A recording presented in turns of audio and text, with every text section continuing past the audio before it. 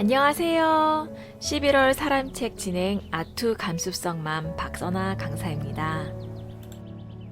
지난 9월 우리아이 소통법에서는 과거 제가 아이를 어떻게 키웠는지를 함께 나누며 결국 자신과의 소통이 아이와의 소통으로 이어진다라는 주제로 함께 나누었고요.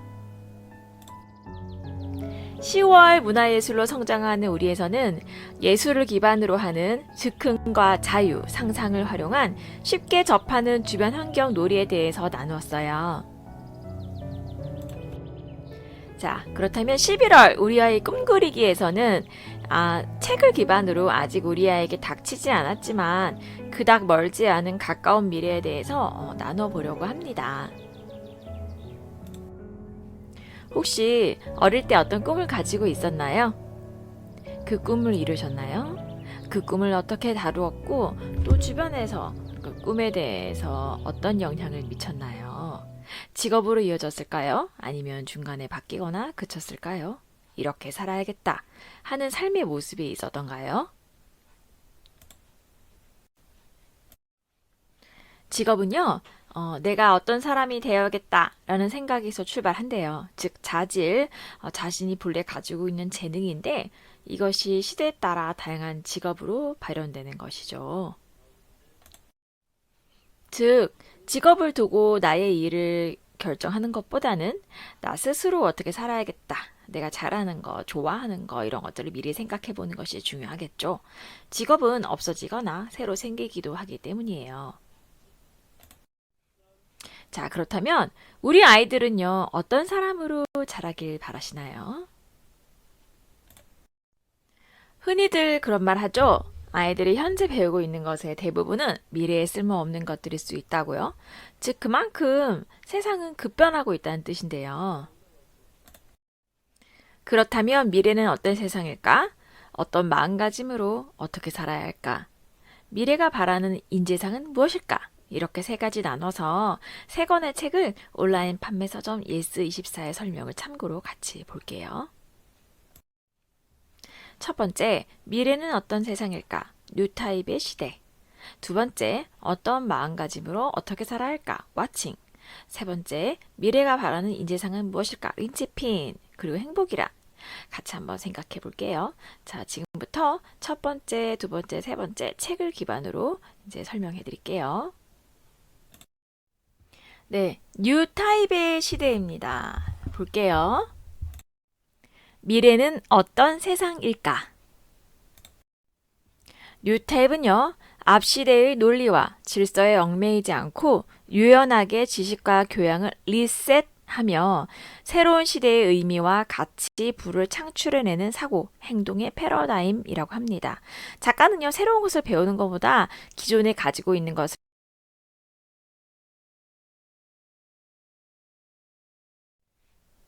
작가입니다. 야마구치 슈, 철학과 예술에서 비즈니스 인사이트를 찾는 일본 최고의 전략 컨설턴트다. 게이오 대학교 문학부 철학과를 졸업하고 동대학원 미학미술사 석사 과정을 수료했다. 네. 자, 이분이 지은 책으로는요, 일본은 물론 국내 종합 베스트셀러 1위에 오른 철학은 어떻게 삶의 무기가 되는가를 비롯하여 뉴 타입의 시대, 독학은 어떻게 삶의 무기가 되는가, 세계 리더들은 왜 직감을 단련하는가 등이 있다. 네, 이분의 책 볼게요. 네, 이 책에 대해서 팬데믹 이후 세계 경제 AI와 디지털 트랜스포메이션 시대, 대전환의 미래를 돌파하는 24가지 생각의 프레임, 예측과 논리가 통하지 않는 미래, 문제를 발견하는 자가 기회를 움켜쥔다. 우리 이거 뭐죠? 첫 번째, 미래는 어떤 세상인가에 대한 이야기죠. 기대가 되죠. 네, 탁월한 인재는 시대마다 다르게 정의된다. 2020년 현재 논리와 경험, 예측과 전문성에 의존하는 우수성의 시대는 끝났다. 신간, 뉴타입의 시대는 철학은 어떻게 삶의 무기가 되는가로 2019년 국내 종합 베스트셀러 1위에 오른 저자 야마구치 슈의 신작으로 새로운 시대에 필요한 생각의 프레임, 의미와 가치를 발견하는 비즈니스 전략, 지식 습득의 방법론 등을 올드 타입과 뉴 타입의 대조를 통해 단 한 권으로 명쾌하게 제시한 책이다. 이 책은 올드 타입과 뉴 타입으로 구분해서 설명하고 있어요. 그에 따르면 앞으로는 성실하고 논리적인 엘리트보다는 자신만의 철학과 직감에 따라 왕성한 호기심으로 문제를 발견해내는 혁신가가 예측 불가능한 미래를 돌파하며 뉴 타입의 시대를 이끌어갈 것이다.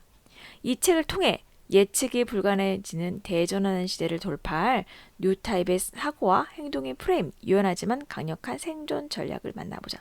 예, 각 작가는 누누이 얘기합니다. 앞으로의 시대는 예측이 불가능한 시대다. 네. 그래서 과거에 있었던 전문가도 필요가 없고 현재는 새로운 뉴 타입의 이제 발생이 시급하다라고 말합니다. 네, 책 앞에 올드 타입과 뉴 타입이 비교되어 있는데요. 올드 타입은 정답을 찾는다. 뉴 타입은 문제를 찾는다. 올드 타입은 예측한다. 뉴 타입은 구상한다. 올드 타입은 성과 지표로 관리한다. 뉴 타입은 의미를 부여한다. 올드 타입은 생산성을 높인다. 뉴 타입은 놀이를 접목한다. 올드 타입은 규칙을 따른다. 뉴 타입은 자신의 철학에 따른다. 올드 타입은 한 조직에 머문다. 뉴 타입은 조직 사이를 넘나든다. 올드 타입은 철저히 계획해서 실행한다. 뉴 타입은 우선 시도한다. 자, 올드 타입은 빼앗고 독점한다. 뉴 타입은 나눠주고 공유한다. 자, 올드 타입은 경험에 의지한다. 뉴 타입은 학습 능력에 의지한다. 대충 어떤 비교와 어떤 구분이 되는지 아시겠죠? 올드 타입과 뉴 타입. 네, 한번 그것을 기준으로 한번 살펴볼게요.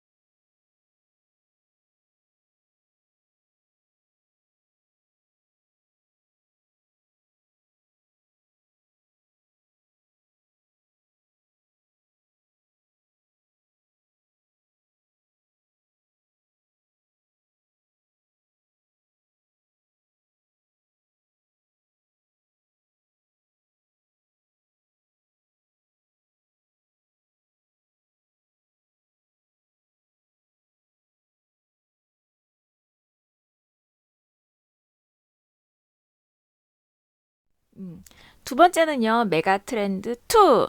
정답을 찾는 일보다 문제를 발견하는 일이 중요해졌다. 정답 찾기? 우리 정답 찾기 많이 하죠. 자, 문제를 발견하는 일이 더 중요해졌다. 무슨 말일까요? 한번 볼게요. 자, 뉴타입은 문제를 발견하는 사람. 네.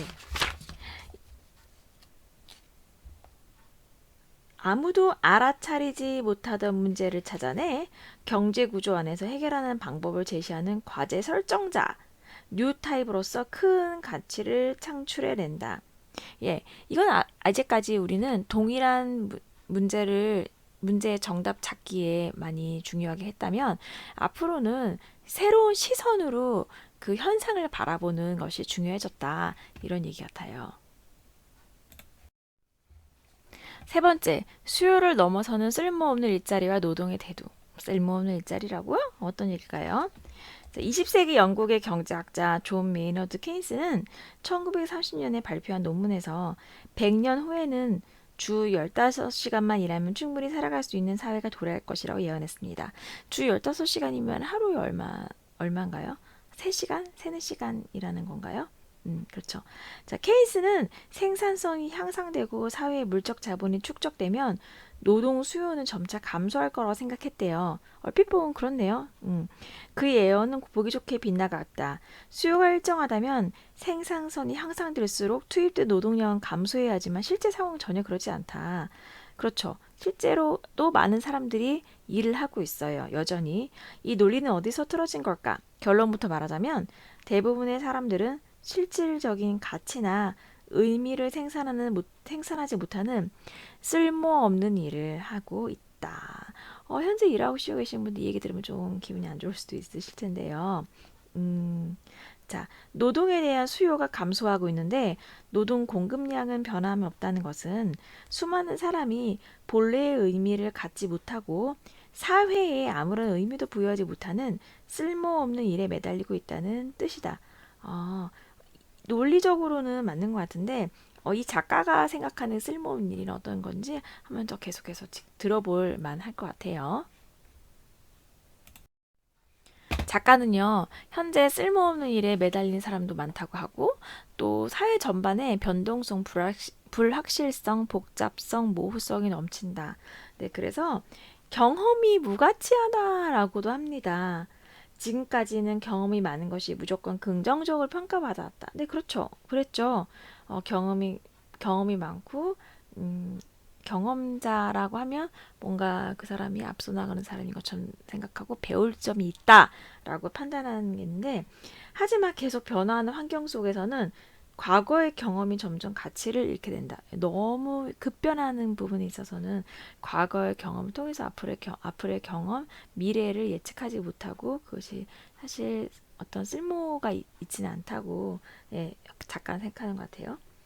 자, 이런 시대의 과거의 경험에 의존한 사람은 인재로서의 가치가 급속히 하락하는 반면에 일 처리가 자꾸 늦어지겠죠. 그리고 시대에 뒤떨어질 수도 있고요.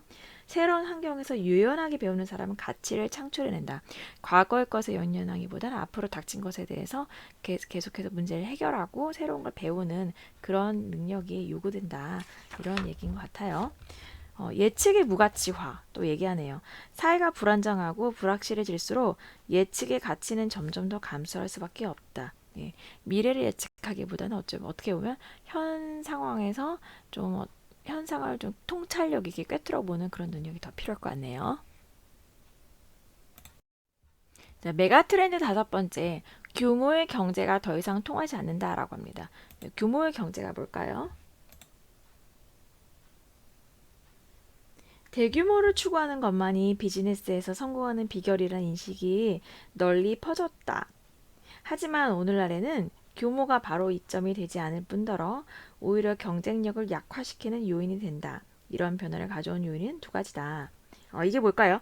그러니까 옛날에는 전체를 상대로 광고도 하고 그랬죠.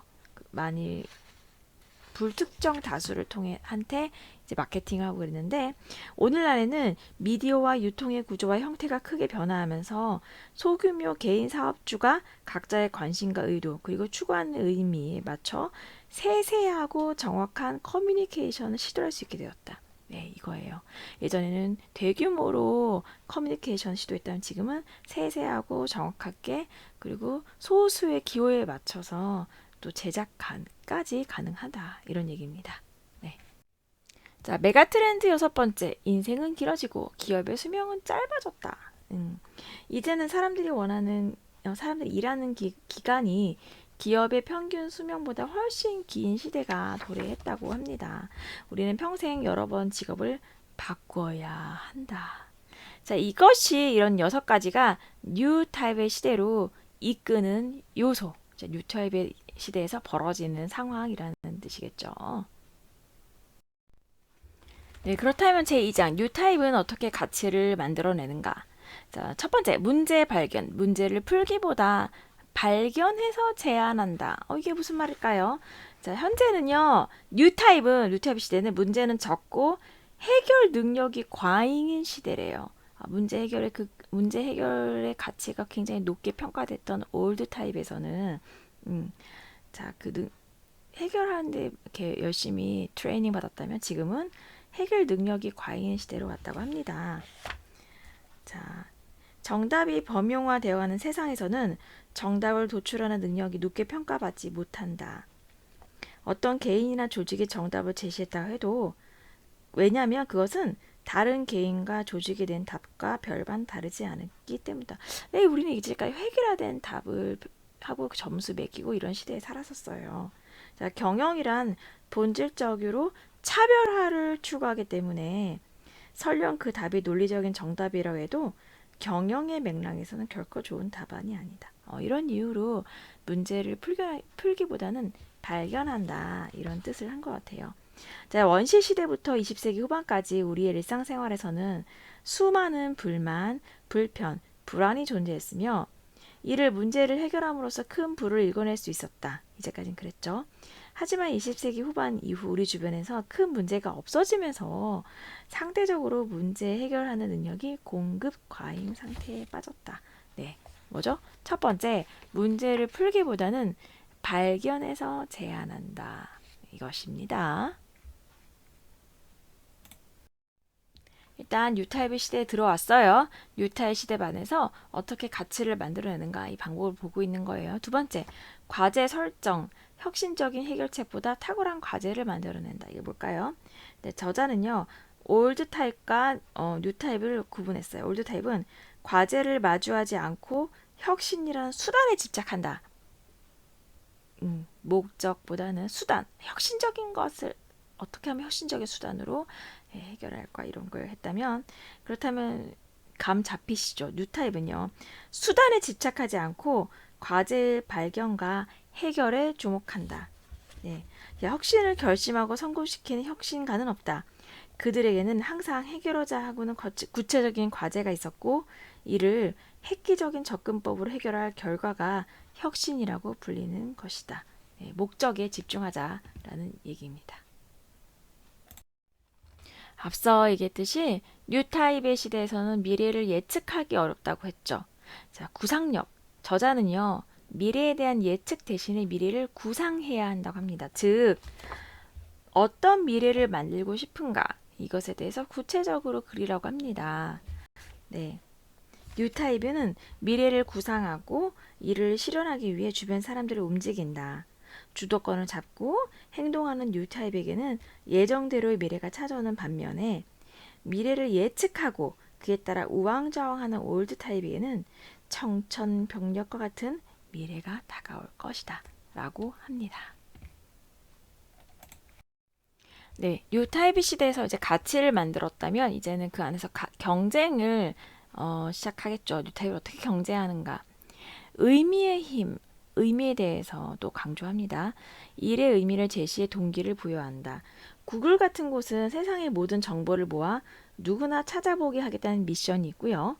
스티브 잡스는 애플의 미션에 대해 비효율적인 인간이 자전거를 이용하면 가장 효율적인 동물이 되듯이 인간에게 지적 자전거가 되어줄 좋은 컴퓨터를 만드는 것이라고 이렇게 한 의미를 담았습니다. 현대 사회에서 가장 중요한 귀중한 자원은 사람에게서 능력을 이끌어낼 수 있는 동기부여라고 합니다. 따라서 동기부여에 강한 뉴타입은 조직의 경쟁력을 높이는 반면에 오직 목표치와 핵심 성과 지표에만 의지해 생산을 높이는 올드 타입은 조직의 성과를 떨어뜨린다. 동기부여, 의미부여. 스토리텔링에 또한 동기부여, 즉 의미를 부여하는 거에 굉장히 큰 방법 중에 하나죠. 네, 뉴타입은 어떻게 경쟁하는가? 다섯 번째, 하고 싶은 일에 철저하게 집중한다. 그냥 집중하는 게 아니고 철저하게 집중한다. 이게 무슨 말일까요? 올드 타입을 비교하면 올드 타입은 규모를 추구하고 시장에 아부한다. 라고 하였다면 뉴 타입은 자신이 하고 싶은 일에 집중한다. 네. 시장에 따라가기보다는 자신이 하고 싶은 것을 함으로써 시장을 이끌어간다라는 의미로 받아들일 수 있는데요. 이런 세계에서 올드 타입은 여전히 시장의 불특정 다수를 대상으로 제품과 서비스를 고안하는 반면 뉴 타입은 타깃을 집중화하고 글로벌 시장에 대한 적중력을 높여 규모를 확보하는 전략을 채택한다. 그 결과 전자는 집중화를 등한시하여 글로벌 시장의 적중력을 지니지 못하는 반면 후자는 높은 적중력을 얻어 독자적인 포지셔닝을 구축한다. 이것이 뉴 타입의 하고 싶은 일에 철저하게 집중하는 효과입니다. 네, 여섯 번째, 뉴 타입은 어떻게 경쟁하는가? 의미 있는 상품으로 독자적 시장을 공략하라. 의미 나왔어요, 의미. 뉴 타입에서는 의미는 굉장히 중요한 것 같아요. 어떤 대규모 양보다는 질적인 거 의미를 두고 그것에 대해서 네, 애플의 제품이나 기능은 얼마든지 모방할 수 있지만 애플이라는 고유의 브랜드가 고객에게 주는 감성 가치로서의 의미는 결코 모방할 수 없다. 여기 중요한 단어가 있는데 감성. 감성에 대해서 건드리고 감성을 자극하는 것 또한 의미의 결과죠. 의미 부여의 결과. 1970년대 말부터 애플과 그 창업자인 스티브 잡스가 꾸준히 축적해온 정보에 의해 이거 형성되었다. 시간과 그리고 그들의 역사 이런 모든 것들이 의미로 지금 하나의 애플이라는 브랜드 안에 고스란히 녹아져 있습니다. 네, 일곱 번째 리더십 나오는데요. 앞으로서 이끌어갖고 따라와라 라는 것보다는 공감할 수 있는 목적과 이유를 제시하여 어떻게 해요? 그 스스로가 움직일 수 있는 동력을 자기 동력을 부여하는 거죠.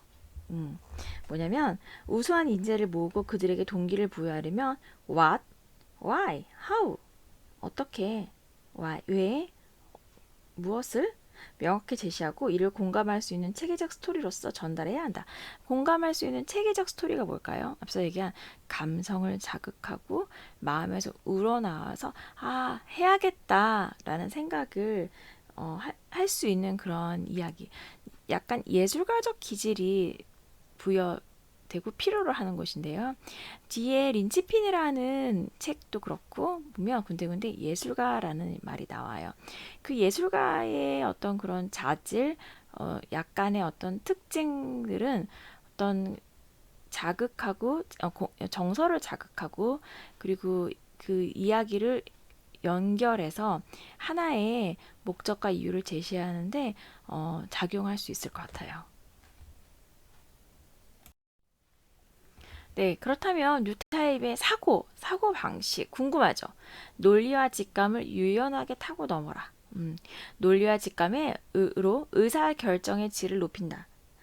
자, 카노몬과 공동 연구자인 심리학자 아모스 트버스키는 훗날 노벨 경제학상을 안겨준 연구에서 인간은 두 가지 사고 방법인 논리와 직감을 구분해 사용한다는 사실을 밝히고 이를 이중 과정 이론이라고 정리했습니다. 저도 이 부분이 굉장히 흥미롭게 봤는데요. 어떤 부분에서는 논리적으로 생각하고 판단하고 구분하고 또 어떤 부분에 있어서는 그냥 직감, 느낌, 왠지 그럴 것 같다는 어떤 그런 의사결정의 어떤 그런 것들이 작용이 어떻게 작용되는지 구분돼서 이거를 이 저자는 설명했더라고요. 시스템 이 두 가지 시스템을 시스템 1을 직감이라고 하고요. 시스템 2를 논리라고 하고 설명합니다. 시스템 1, 즉 직감은요. 자동적이고 빠르게 작동하며 노력은 거의 혹은 전혀 필요하지 않는다. 자신이 스스로 통제하고 있다고 인식하지 못한다. 시스템 2, 논리는요. 복잡한 계산을 비롯해 머리를 써야 하는 지적 활동에 주력한다. 시스템 2의 작용은 중개, 선택, 집중과 같은 주관적 경험과 연관되는 경우가 많다. 두 가지를 이렇게 나눴어요. 어떻게? 직감으로 이제 의사결정하는 거, 논리로 의사결정하는 거. 이거 유연하게 어떻게 두 개를 왔다 갔다 하면서 사용하는 게 좋대요. 논리와 직감을 균형 있게 활용하려면 특정 의사결정에 직감을 쓸지, 논리를 쓸지를 결정하는 메타 의사 결정이 이루어져야 한대요. 자, 잘못하면 논리적인 답을 내야 하는 상황에서 직감으로 엉뚱한 해답을 내거나 창조적인 해답이 요구되는 상황에서 논리로 진부한 해답을 제시하게 되기도 합니다. 자, 메타 의사결정으로 이것을 어떤 생각이 필요해요. 지금은 어떤 의사결정의 방법이 필요할까라고 이거를 선택합니다. 자, 최근의 연구에서는 고도로 복잡한 문제에 관해 지나치게 논리적으로 해답을 도출하려고 하면 데이터의 정확도 분산으로 인해 오히려 의사결정의 질이 악화되는 것으로 드러났다고 합니다. 그래서 약간은 논리적이지만 직감의 어떤 그런 퍼센트를 남겨둬라. 그렇게 얘기를 합니다. 넘나들어라. 네. 네, 사고방식의 우연성이 있는데요. 자, 직감, 앞에서 얘기한 직감과 우연성은 비슷한 맥락에 있는 것 같아요. 자, 직감 또한 우연하게 찾아오는 그런 판단의 방법 중에 하나라고 생각하거든요. 자, 우연성은 의도적으로 전략적 우연성을 채택한다. 의도적으로 전략적 우연성이래요. 볼게요. 우연성이라는 거는 정말 우연인데, 자, 이것이 뉴타입에 의해 사고 방식 중에 하나이기 때문에 우리는 전략적으로 사용할 수 있어요. 어리숙한 개미를 일정 비율로 섞어 어리숙한 개미의 비율에 따라 먹이를 가지고 돌아오는 확률이 어떻게 변하는지를 조사했다. 재밌죠? 그러면 어리숙한 개미가 섞여 있으니까 먹이를 좀 더 덜 갖고 올까요? 그러자 놀랍게도 A를 그대로 뒤쫓아가는 성실한 개미 집단보다는 길을 잘못 들기도 하고 다른 길로 돌아가기도 하는 어리숙한 개미가 다소 존재하는 집단이 먹이를 가지고 돌아가는 비율이 중장기적으로 높았다. 예, 순간적으로는 조금 주춤할 수 있지만 중장기 높았다 이런 뜻인 것 같은데요. 미숙한 개미가 무리에 섞여 있으면 생산성은 일시적으로 저하된다. 그러다가 시간과 우연이라는 요소가 개입하여 페로몬을 제대로 따라가지 못한 어리숙한 개미가 우연히 더욱 효율적인 새로운 경로를 발견하면 생산성은 비약적으로 높아진다. 단기적인 비효율이 중장기적인 고효율로 이루어진다는 것입니다. 네. 자, 어떻게? 어리숙한 개미를 쫓아가다 보면 굉장히 생각지도 못했던 길로 나가기도 하고 그곳에 먹이가 있을 확률도 또한 높기 때문이죠. 멀리 바라보면 우리가 만약을 대비해서 저것에 먹이가 있거나 없거나 이런 것을 생각하고 또 길을 재조정하기에 사용하기도 할 것 같습니다. 자, 또 하나는요. 마투그로소주 원주민들은요. 정글 속을 걷다가 무언가 발견하면 당장은 어디에 도움이 될지 모르지만 언젠가는 도움이 될 거라 생각해서 자루에 넣어 보관하는 관습이 있다고 합니다. 실제로 그들은요. 무심코 준 뭔지 모르는 물건이 공동체 위기에서 구한 일도 있기 때문이라고 합니다. 전략적 우연성 참 재밌죠. 네. 10번째, 미의식, 규칙보다는 자신의 감각을 따른다. 가장 흥미롭게 본 챕터인데요. 규칙, 관습 이런 거는 시대에 따른 문화나 그 지역에 존재하는 것들인데요. 그렇다면 달라질 수 있고요. 또 없어질 수 있고 새롭게 추가될 수도 있어요. 그거보다는 자신의 감각을 따르라 이런 얘기를 합니다. 그게 뭘까요? 아주 기본적인 윤리의식이죠. 오늘날에는 이런 식의 법률이 기술과 비즈니스 모델의 변화를 따라가지 못하는 상황이 빈번해졌다. 예, 규칙 얘기하는 거예요. 특히 유전자 조작이나 인공지능.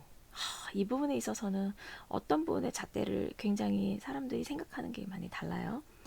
윤리적 판단이 매우 어려운 영역에서 이런 상황이 발생하기 때문에 법률이나 업계 규정 등 명문화된 규칙만 판단의 기준으로 이용하는 실정법주의의 사고방식은 매우 위험하다. 네. 자, 그렇다면 무엇을 판단의 근거로 삼아야 할까? 시스템의 변화가 너무나 빠르고 명문화된 규칙은 이를 따라가지 못하는 세계에서 자연법주의적인 사고방식이 중요하다는 사실을 이제는 분명히 알아야 한다. 자연법주의가 뭔가요? 예, 우리가 가장 인간의 기본적인 거 있죠. 어떻게 보면 인간의 인권이라던가 이런 부분들도 포함될 수 있을 것 같은데요. 내재화된 가치관이나 미의식에 따라 자기 뜻대로 판단해야 하는 것이다. 그 판단의 기본, 어떻게 그 자신 안에 기본을 가진지는 어쩌면 인문학 공부나 철학이나 어떤 가정 고전을 읽고 그걸 통해서 자신이 기르고 소양을 다지고 그런 걸 통해서 자신의 감각이 형성되는 듯합니다. 구글은요, 악해지지 말자라는 모토를 내걸고 있대요. Don't be evil, 아니, 악해지지 말자. 자, 구글 경영진은 인공지능을 무기에 이용하지 않겠다는 원칙을 이 모토를 통해서 공표했대요. 자, 기술이 인간의 상상력을 훨씬 뛰어넘는 진화를 거듭하는 세계. 우리 인간은요, 규칙 이외에 판단의 기준을 삼을 만한 새로운 관점을 마련해야 한다고 합니다. 멋있죠? 네, 여러 기준을 살피며 동시에 균형을 잡는 데가 뭘까요? 앞에 우리가 규칙보다는 자신의 감각, 즉 실정법주의 규칙을 따르는 거 위험하다라고 한 것처럼 현재 GDP로 대표되는 경제 지표 또한 이제 좀 기준을 달리해야 된다라는 얘기인 것 같아요.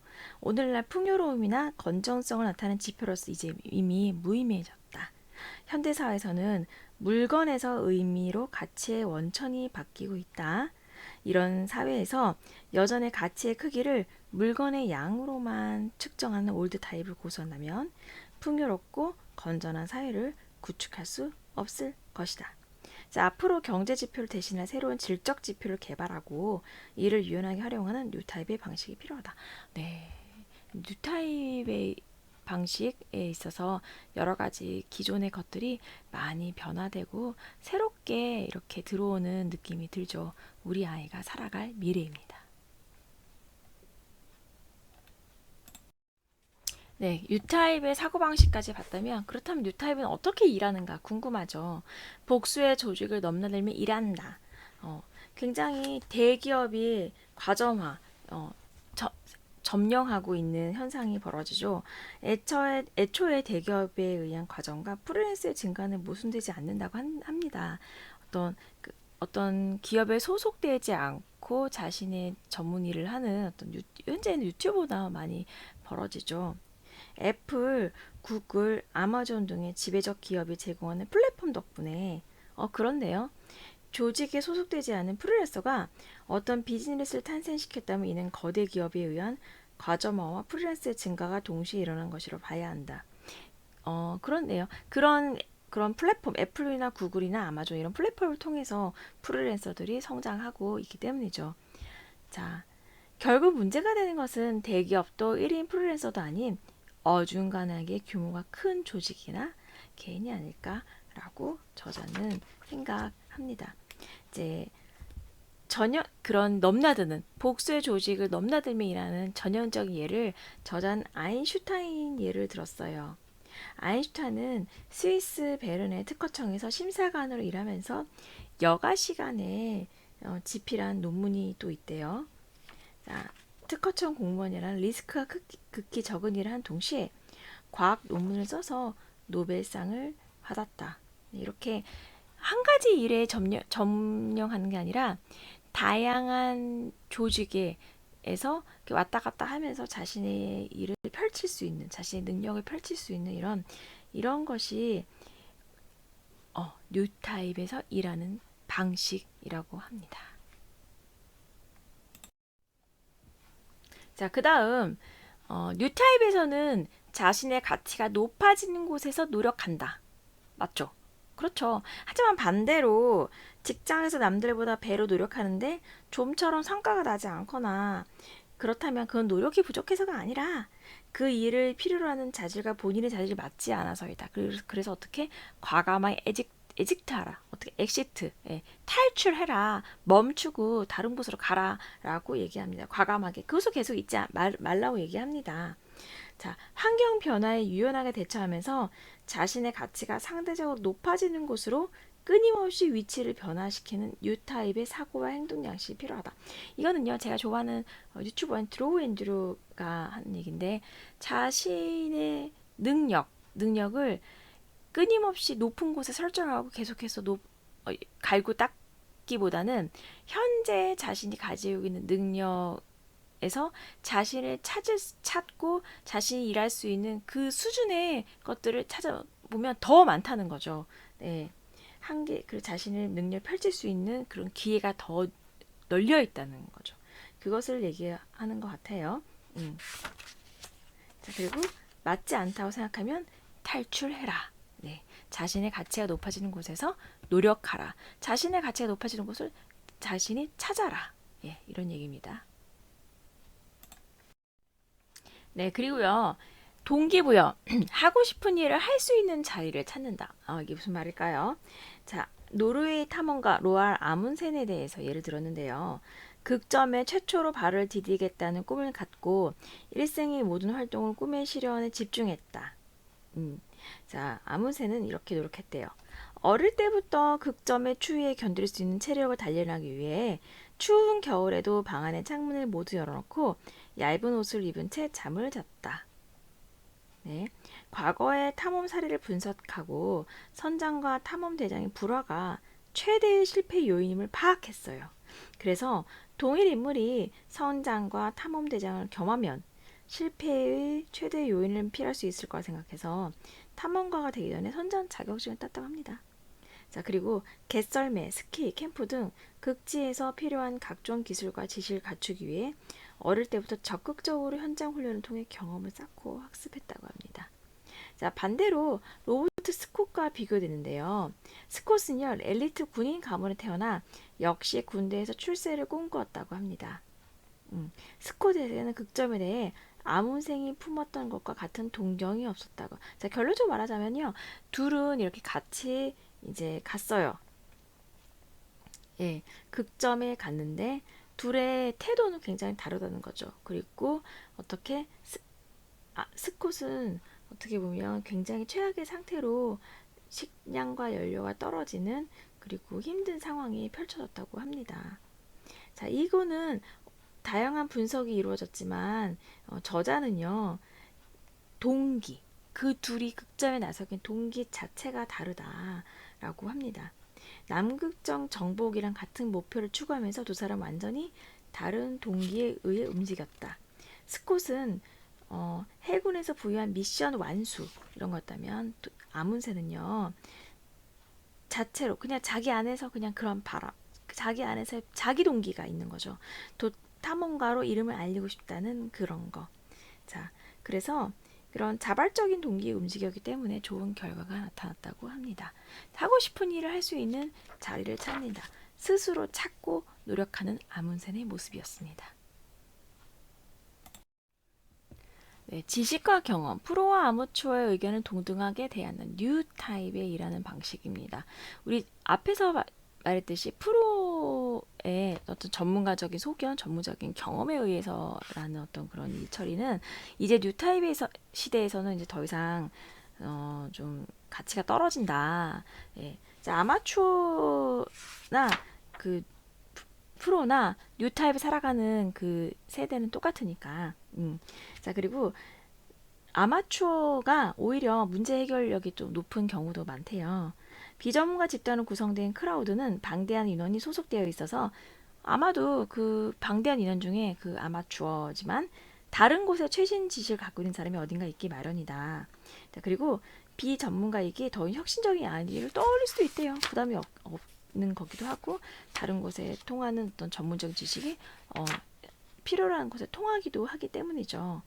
과거의 혁신은 대부분 비전문가에 의해 이루어졌으며 전문가가 오히려 혁신을 저해한 요인이 되기도 한 경우도 사례도 있대요. 그래서 프로와 아마추어 의견을 동등하게 대하며 열린 마음, 열린 귀로 뉴타입은 살아야 되는 것 같습니다. 네, 그렇다면 다가올 뉴타입의 시대에서 우리는 그러면 어떤 생각으로 어떤 마음가짐을 살아야 되는지 왓칭으로 한번 보려고 합니다.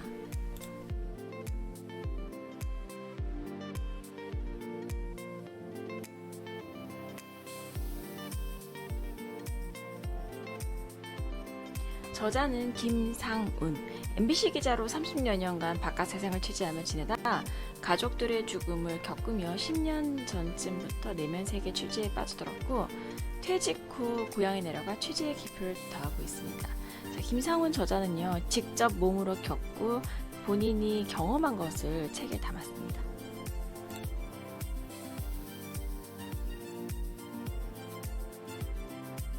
자, 일단 왓칭은 신이 부리는 요술이라고 합니다. 왓칭은 모든 것을 바꿔놓는다. 왓칭이란 말은 즉 보다, 자신을 객관적으로 바라보는 거라고 합니다. 자신을 객관적으로 바라보기만 해도 마음이 바뀌고 지능이 바뀌고 몸이 바뀌며 물질을 바꿔놓는다고 합니다.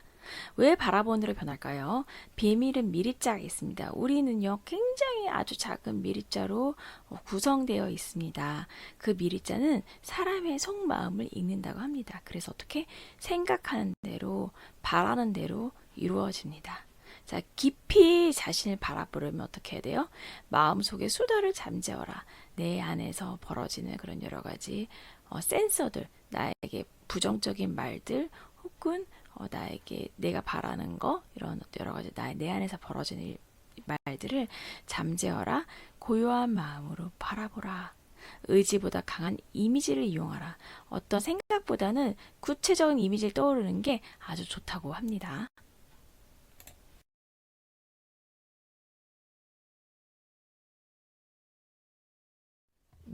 책 소개로 이제 얘기를 드릴게요. 하버드 대학의 랭거 교수는 여러 호텔의 청소부 84명에게 청소 활동의 운동량을 설명해 주었다. 즉, 청소는 굉장히 힘이 많이 들고 노동이 분명히 있는데, 여러 호텔 청소부 84명을 보니까 허리둘레, 지방, 혈압이 좀 있으신 분들이 많으시더라고요. 그래서 이분들을 대상으로 청소 활동은 충분히 운동이 됩니다. 이렇게 설명을 했대요. 그리고 한 달 후에 보니까 건강 상태가 체중, 허리둘레, 지방, 혈압이 크게 감소했고 자신의 행위를 바라보는 눈이 달라지니 절로 몸이 변화했다.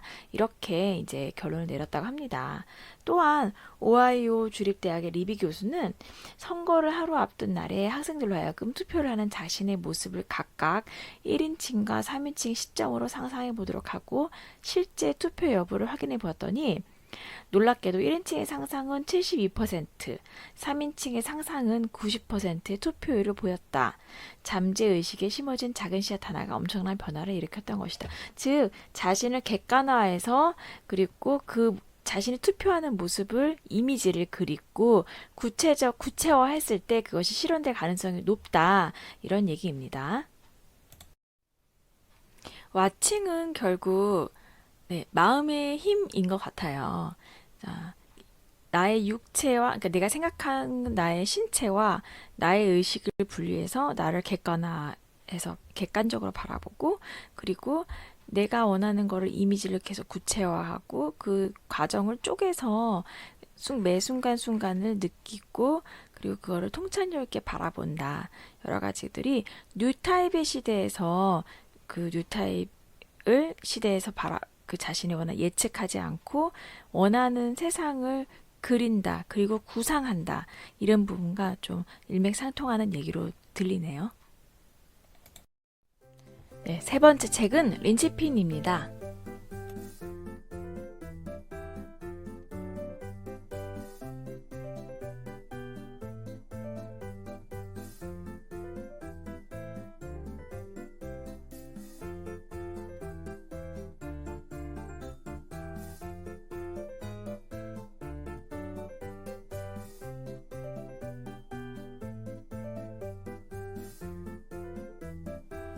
네, 이 책은요, 세계적인 경험 마케팅 구루 세스 고딘이 전하는 누구도 대체할 수 없는 감춰진 재능에 관한 통찰이라고 합니다. 더 이상 안정적인 직업이 존재하지 않는 시대, 평균적인 삶에 만족하는 사람들이 넘쳐나는 시대, 하지만 우리는 누구도 평범해지기 위해 태어나지 않는다. 지금 우리에게 필요한 것은 무엇인가? 거대한 기계 속 톱니바퀴처럼 쉽게 대체되는 인재로 살아갈 것인지, 작지만 강한 예술가적 인재로 거듭날 것인지는 선택의 문제다. 네, 어떻게 살아가길 바랍니까? 우리 아이들은요. 네, 고디는요, 자신을 꼭 필요한 사람으로 만드는 목록을 7가지를 적어놨어요. 첫 번째는 조직 구성원들을 접촉할 수 있는 고유한 통로를 만든다. 고디는 적극적으로 능동적으로 서로 간의 관계를 만들어야 된다고 했습니다. 두 번째, 고유한 창의성을 발휘한다. 예, 창의성을 발휘한다. 중요하죠. 세 번째, 매우 복잡한 상황이나 조직을 관리한다.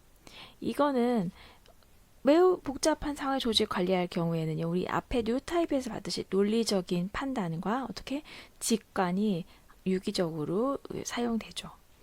네 번째, 고객들을 이끈다. 네. 다섯 번째, 직원들에게 영감을 준다. 네. 자기 동기나 어떤 공감을 형성하는 부분도 리더에게 분명히 중요한 거죠. 여섯 번째, 자신의 분야에 깊은 지식을 제공한다. 일곱 번째, 독특한 재능을 진다. 자기만의 색깔을 지니는 거죠. 그리고 뉴 타입이 필요하고, 린치핀, 어디서도 없어질 안 될 꼭 필요한 존재에게 사람을 만드는 목록입니다. 네, 미래 사회. 우리 아이가 다 살아가 이미 닥친 현재 그리고 곧 올 미래의 모습 정말 어마하지요. 이 세상에는 다양한 삶의 형태들이 존재합니다. 네, 저희도 삶의 형태 중에 하나인데요.